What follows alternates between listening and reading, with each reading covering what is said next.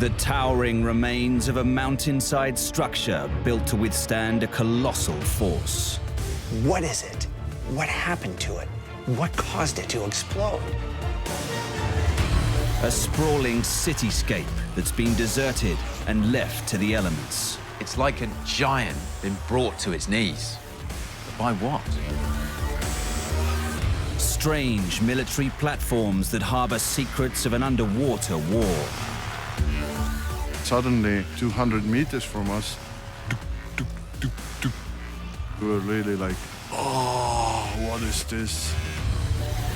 And a heavyweight structure in the Eastern European countryside. You'd be very confused if you came across it. This almost alien structure plopped down in the middle of the woods.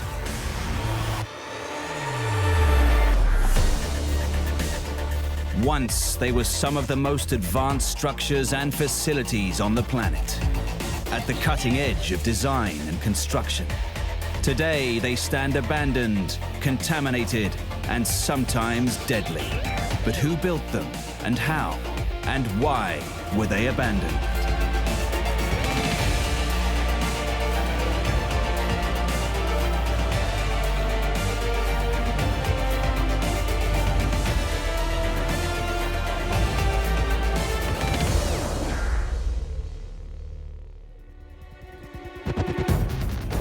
In Europe, high up in the mountainous region of the central Italian Alps, stands a large cathedral-like structure.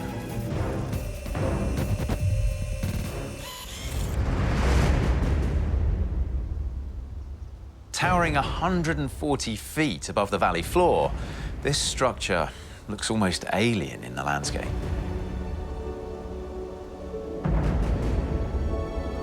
It's like a fortress from Lord of the Rings that's been brought to life. The eerie grey concrete alongside the windswept mountains makes you shiver inside. This huge structure is set in this glorious natural setting. There's mountains, there's lakes. And as you move around the side of it, you look and go, uh-oh, what happened here? If it were complete, it would stretch from one side of the valley right across to the other. But there's a massive gap in the middle. Years ago, the central section of this great wall was ripped out. Was it bombed? Was there an earthquake? This would have been an event that caused a whole lot of disruption and death. How could something that appears so solid have failed so spectacularly? So what happened? And is new evidence changing our understanding of its calamitous demise?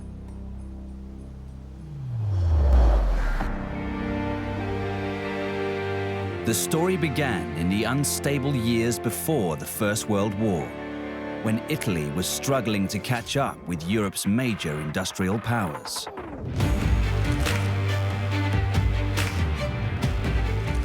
Progress, such as it was mainly focused in the north of the country, while the south was still blighted by severe economic stagnation. As a result, many working-class Italians moved to big cities such as Turin and Milan, which quickly became overpopulated and overcrowded. What was more, between the year 1900 and the beginning of the First World War, some 9 million, mainly southern Italians, migrated to the USA in search of a better life.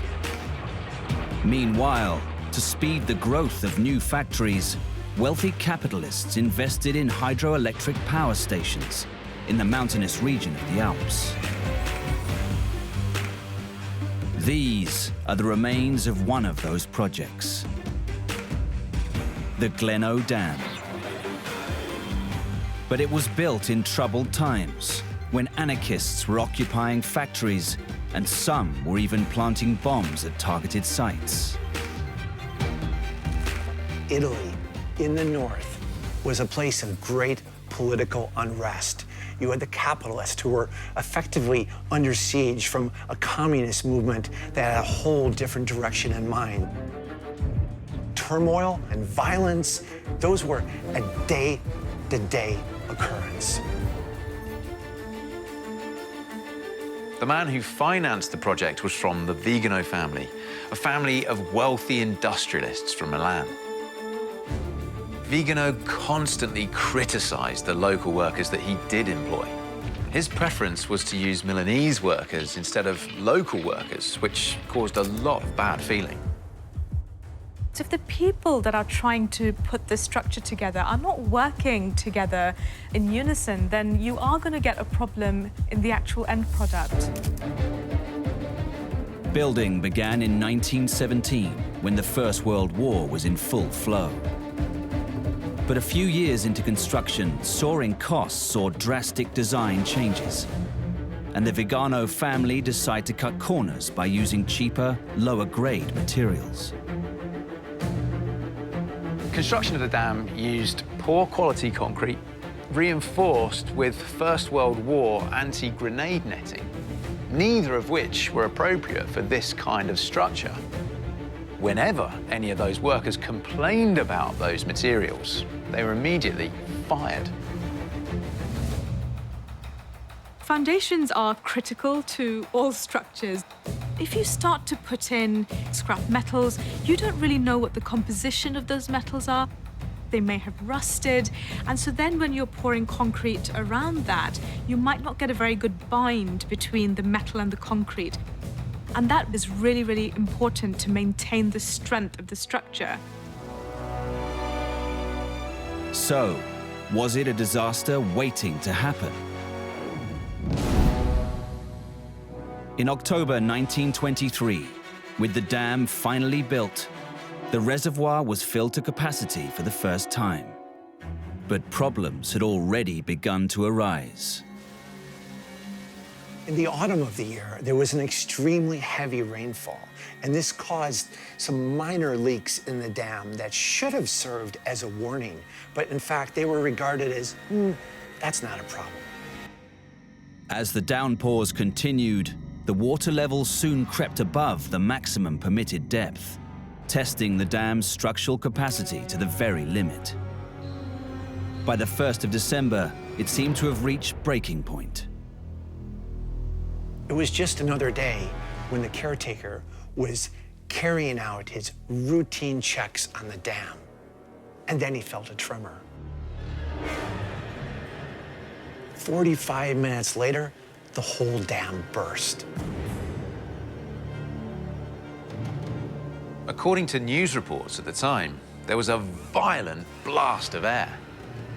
Then water rushed down into the valley below. Over 1 billion gallons of water suddenly forced its way through the breach at a speed of 70 kilometers per hour. A tragedy was inevitable.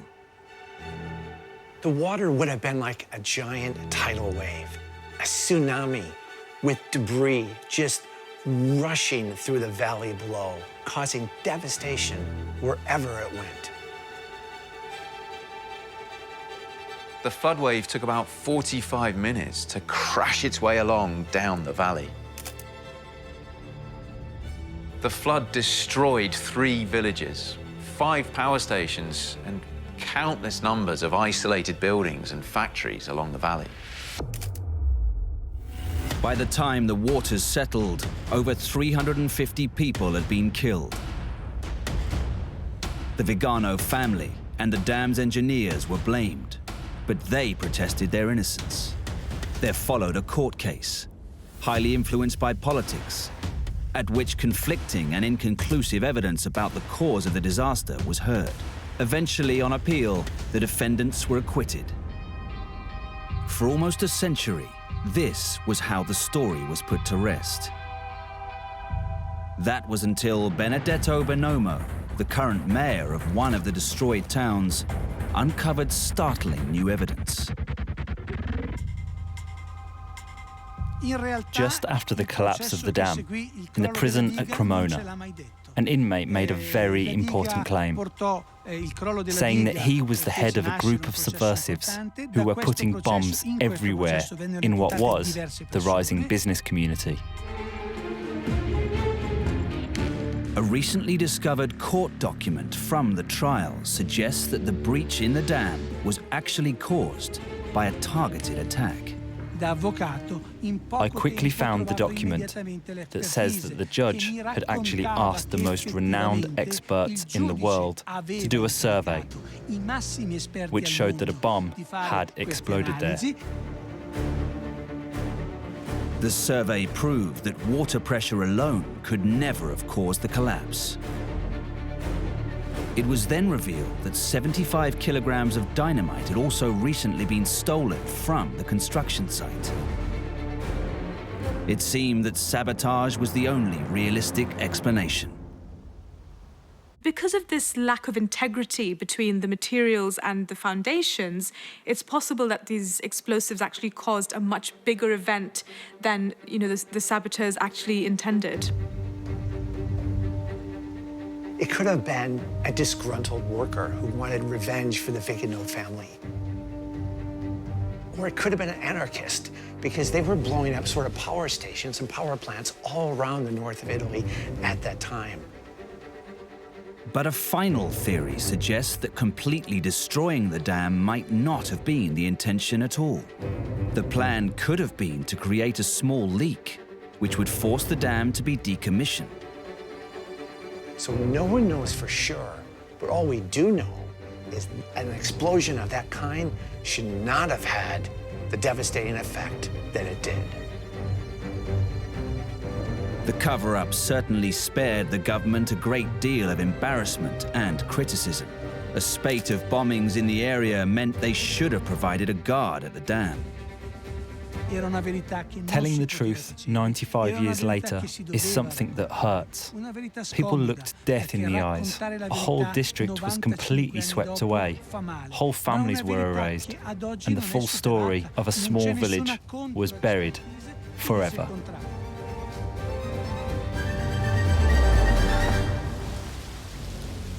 Although over the years there has been much talk about repair and reconstruction, the financial backing has never materialized. And the Gleno Dam remains as it was, a reminder of a terrible disaster.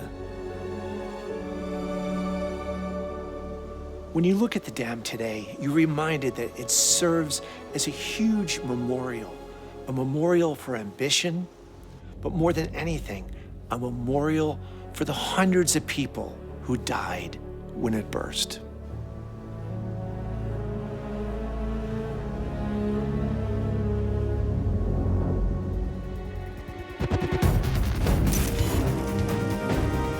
Near the center of Detroit, Michigan, is a sprawling landscape of deserted buildings which have been left to crumble for decades.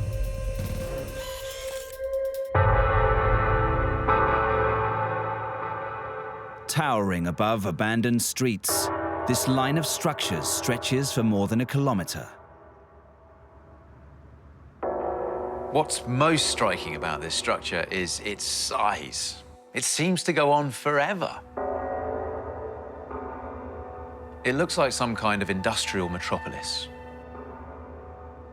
A relic from a world that's long been forgotten. It is complete devastation. Block after block after block. Roofs have fallen in, water is flowing on the floor.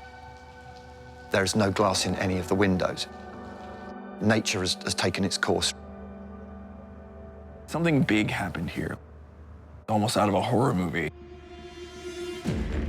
Inside are vast, desolate open spaces, which have been ravaged by the elements. There's something about these cavernous, empty rooms. It's like a film set from Blade Runner or The Walking Dead. It is an incredible place and clearly has really suffered over the years. But what was this collection of buildings used for? And what caused this devastation and their downfall?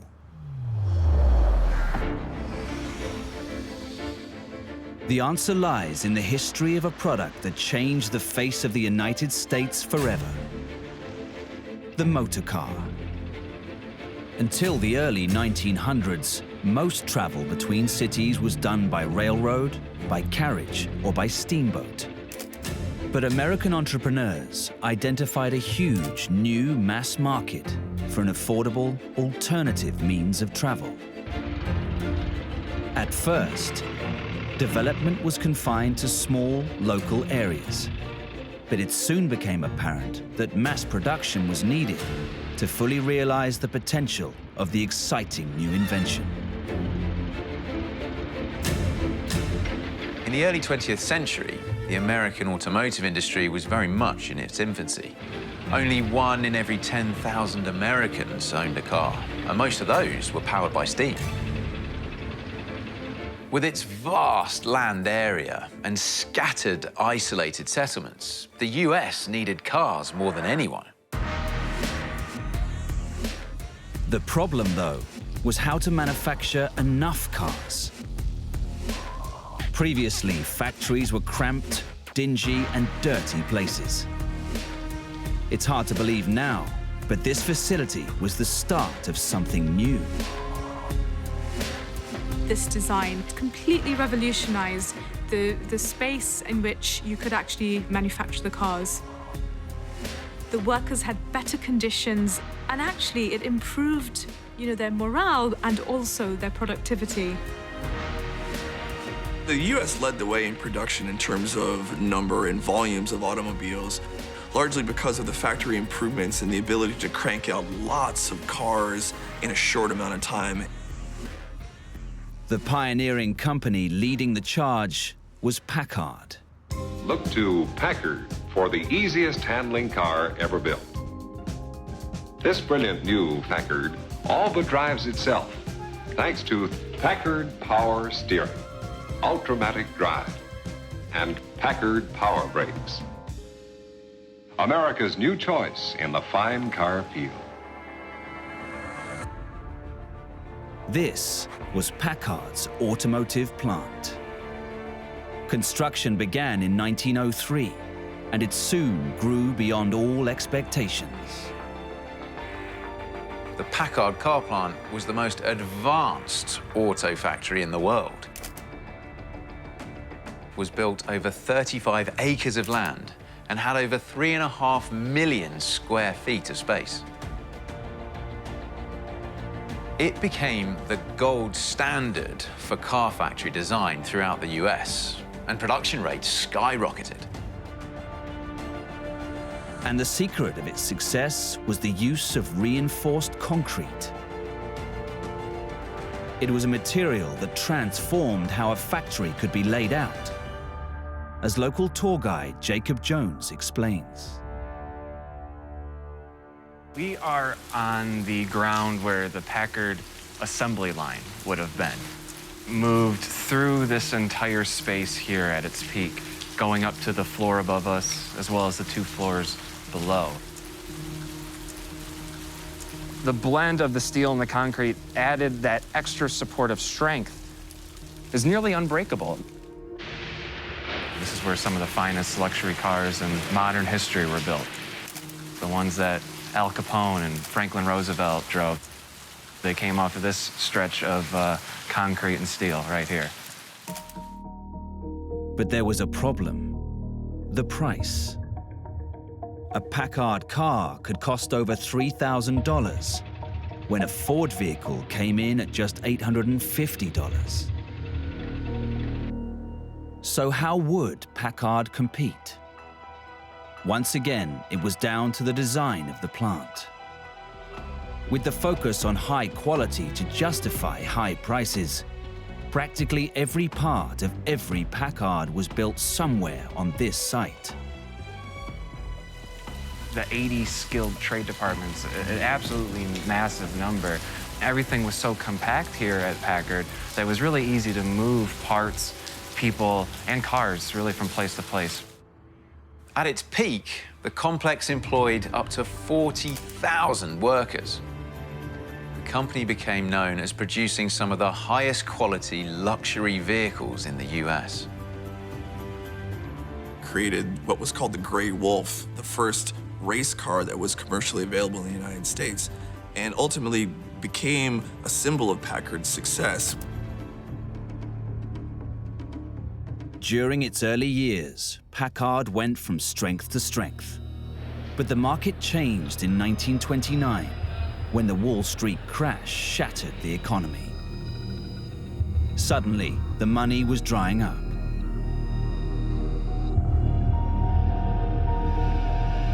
Would they be able to adapt to compete with the likes of Ford?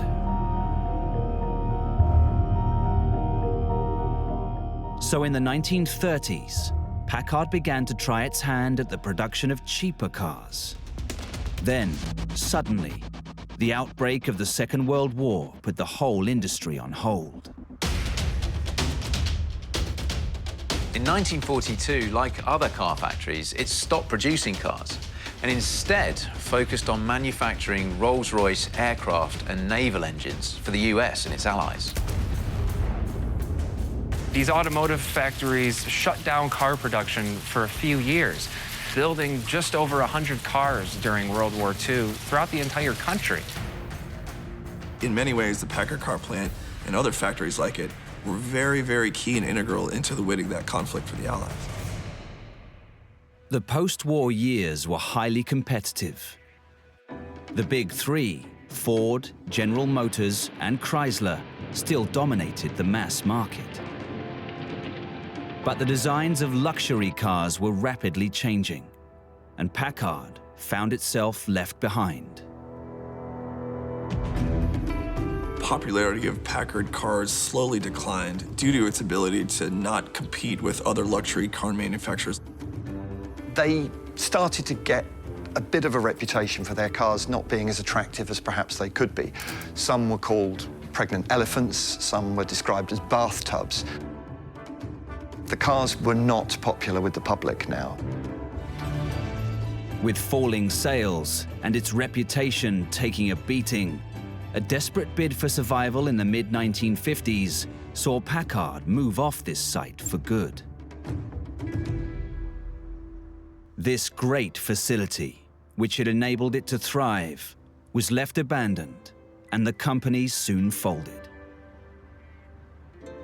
Ultimately, Ford's style and price had won out against Packard's more expensive models.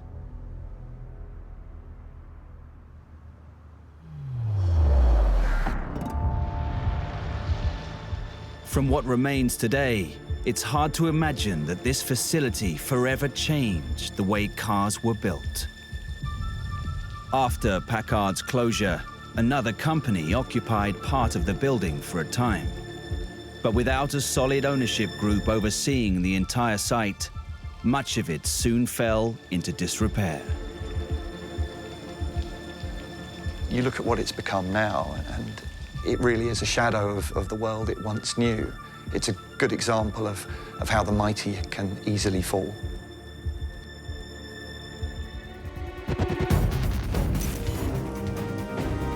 In Eastern Europe, just over 48 kilometers from Estonia's capital, Tallinn, is a bizarre construction lying just off the coast. Stretching out across the water is a set of long concrete platforms. Tucked away in a secluded corner of the world, no one really knew what went on there. It was all very top secret. When we were young, playing on a beach, and suddenly 200 meters from us, we were really like, oh, what is this?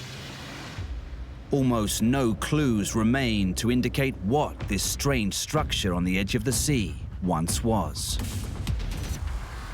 It's like a carcass been stripped bare by the harsh Baltic winds. Something fairly serious, something fairly major was installed there. This wasn't just your typical industrial commercial port. I don't know exactly what was the building's meaning, but it goes 3 floors under the water. But why is this place still shrouded in secrecy? And what finally caused it to be abandoned? The answers are linked to the tension-filled years of the Cold War. It began with the Truman Doctrine, announced in 1947 by President Harry S. Truman, which stated as foreign policy the US aimed to counter Soviet expansion. What followed were years of suspicion and mistrust between East and West, all of which were played out against the backdrop of the threat of nuclear war. The Cold War's most dangerous moment came in 1962, when the Soviets deployed ballistic missiles on the island of Cuba, just 140 kilometers from the US mainland. As the crisis unfolded, the Soviets deployed submarines, some armed with nuclear missiles, to hold tactical positions in the Atlantic Ocean.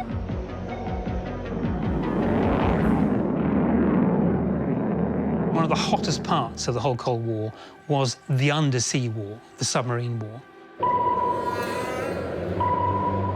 The submarine is one of the original stealth weapons, effectively. By going in underwater, it can remain invisible and get very close to an enemy shoreline, enemy naval base, launch some kind of attack. The world was teetering on the brink of all-out nuclear war. But the waters around Cuba weren't the only place feeling the heat. Just over 8,000 kilometers away in the Baltic Sea, the action was already well underway. The Baltic was still a really intense area of activity. The Russians needed this Baltic area to train up and practice with their submarines and to develop better submarines and better techniques. In Soviet-occupied Estonia, this site was built to enhance the capabilities of the Soviet fleet. This was Hara Submarine Base. Completed in the late 1950s, it was once a state-of-the-art, top-secret facility.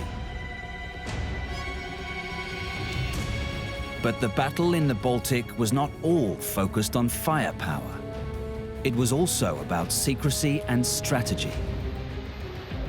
Unlike a surface vessel where you designed that for speed and efficiency, a submarine you designed for silence.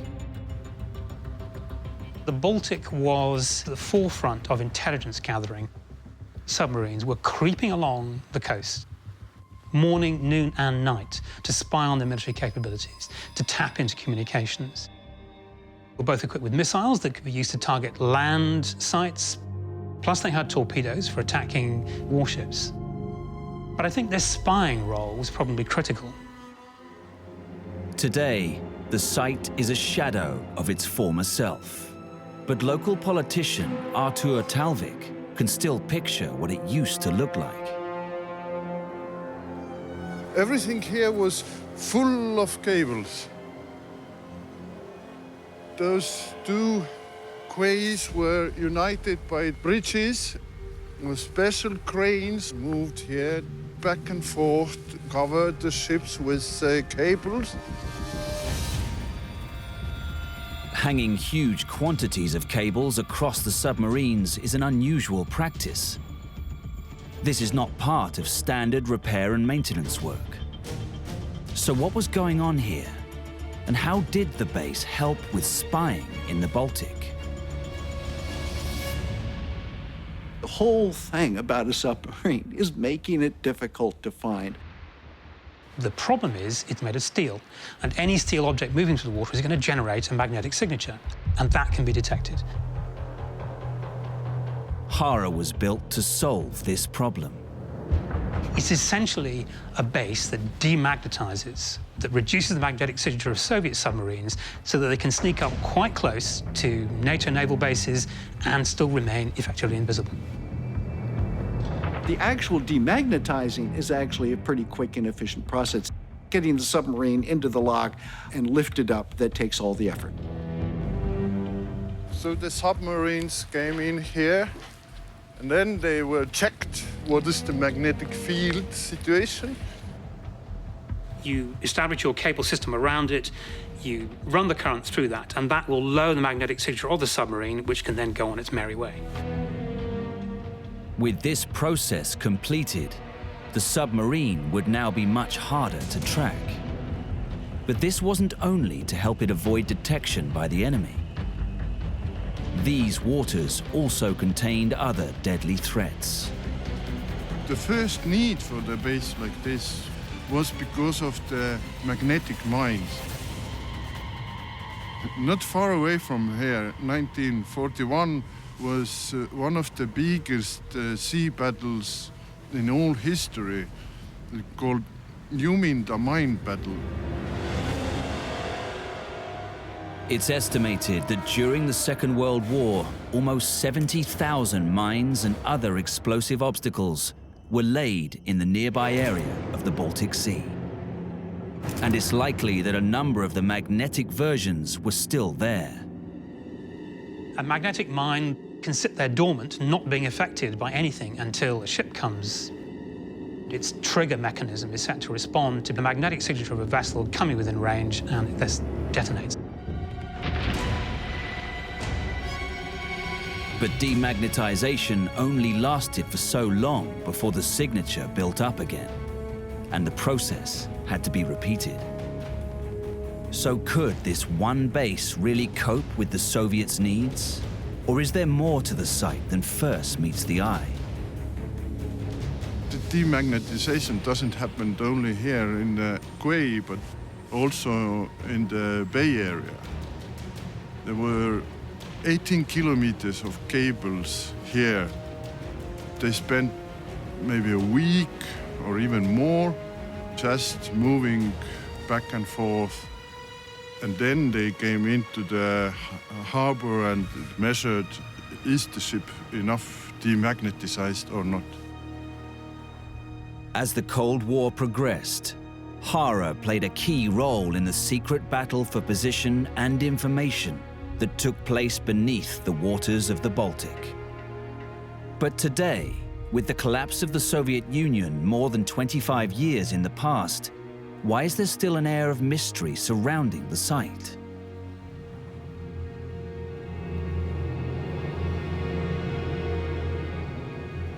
The Russians were quite paranoid about anybody finding out about their submarines.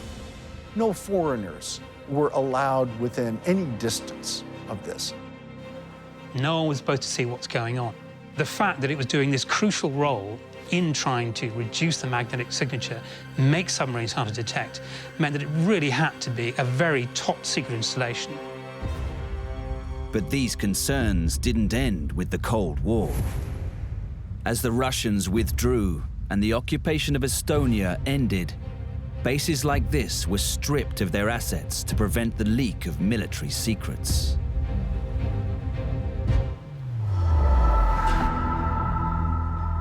The little that remains at Hara today offers only a glimpse into the past life of the facility. The full story of this submarine base and its capabilities will continue to remain a mystery. In Central Europe, in the northeast of Poland, is a giant concrete structure hidden from view by the surrounding woodland. Deep in the rural hinterland, this decaying object sits frozen to the ground. You'd be very confused if you came across it. It would be very incongruous. This almost alien structure plopped down in the middle of the woods. You've got all of that green countryside. You've got that beautiful still water. Why is there this enormous block sitting on top of it? Whatever was once trapped inside here wasn't getting out. When you look at it from above, you realize one thing: it's a mystery. The center is effectively a vast pool. Is it some kind of cooling tank? Is it some kind of power station? outside is a watercourse running up to it. That might be a clue. So why build this heavyweight structure out here in the Polish countryside? And why was it left in the woods, abandoned and forgotten? The first clue to solving the mystery can be found carved into the face of the concrete. When you're looking at the structure, you see the concrete's been bleached by time, but in the middle of it is the outline of an eagle. Now, that can only mean one thing. This building is from the Third Reich.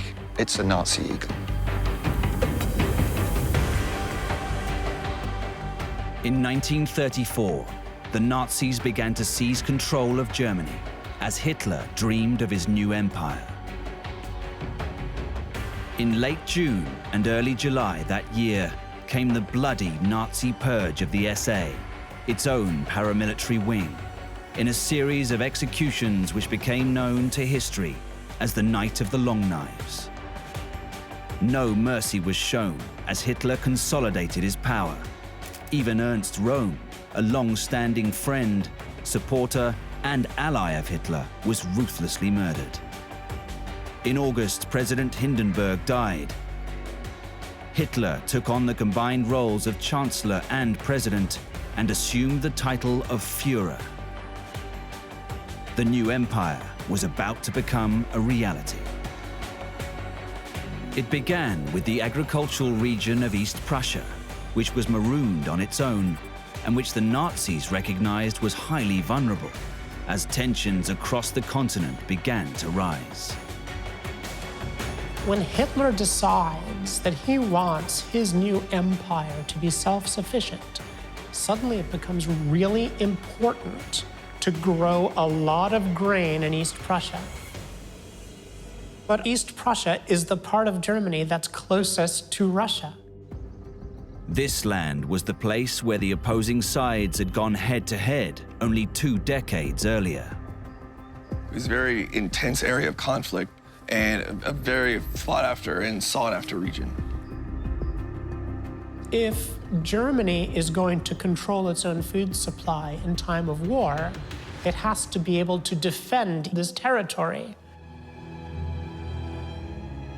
But the inland areas barely had enough people to work the land, let alone defend it. Despite the wishes of the Germans to have this big population in East Prussia, population didn't want to live there. A lot of them were moving out and moving away. It was a depressed farming area. So how do you populate an area? Well, you build an infrastructure. And I suppose if you build it, they will come.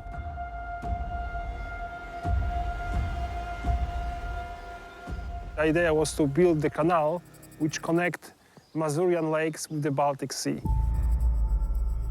was just a transportation channel to move the goods. East Prussia needs transport infrastructure to get industrial farm machinery and fodder in and agricultural produce out. This mass of concrete was to be a lock on the new Masurian Canal. These are the remains of Leżniowo Górne. The canal was planned to run a distance of 48 kilometers from Lake Mamre to the Lena River. But there was a huge difference in height between those 2 points. So locks like this one were needed. There's 10 total locks along the canal, and they could handle craft up to 25 feet wide, being raised and lowered as the craft would move through the canal. The remarkable thing about the lock system here is that it rises up 300 feet. When you think about that, that is a boat going up a hill and over the top and down the other side. That is what locks give us, the ability to traverse geographical obstacles that water wouldn't normally be able to flow on. Of all the locks along the route, This was the largest, with a level difference of over 15 meters. The Lejnie-Bogorny lock works like this. We have two different heights of water. Like the boat goes through into the lock, the gates are closed. Water is then flooded into the lock, raising the level of the boat to the next passage, and then the gate is opened and the boat passes through, proceeding along the canal. But today, there only appears to be water on one side of the lock. Were the Nazis ever able to complete the route? It turns out they weren't the first to attempt it. People first tried to build a canal connecting East Prussia to the Baltic Sea in the 1800s, but it's never economically feasible, and there's never enough government money to make it work. Picking up where the previous efforts had left off, the construction also helped solve another of the region's problems. It's really a works project. This is probably a scheme that's going to work for all of those farm laborers that were really living on the subsistence level. But even with an army of workers already busy on the project, the outbreak of war in 1939 took Hitler's ambitions to a whole new level. Hitler's vision goes from making Germany self-sufficient to building a continent-wide empire so swiftly that the impetus to keep building a canal in East Prussia is wiped out. The Masurian Canal is just left behind. A few years later, in December 1944, when the tide of war had turned, the Soviet army was pushing the Germans back. In a desperate bid to slow the approaching enemy, the Nazis began blowing up the bridges over the unfinished canal. The Masurian Canal is meant to be a piece of transport infrastructure. It never becomes that. Instead, for a very short while, it just becomes a barrier against the Red Army, and not a very good one. Today, this abandoned structure is hidden amongst the trees, deep in the Polish countryside. But with the outline of the Nazi eagle still carved above the entrance, the memory of those dark years is ever present. Hitler's ambition to impose his concrete industrial will on the world failed. I am seeing an attempt to dominate the green countryside of Poland turned to ruins. Hitler's 1,000-year empire didn't even last long enough to finish a canal.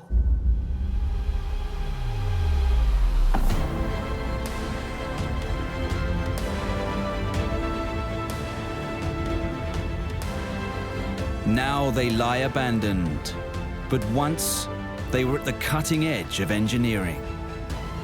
There are echoes from history in these decaying structures.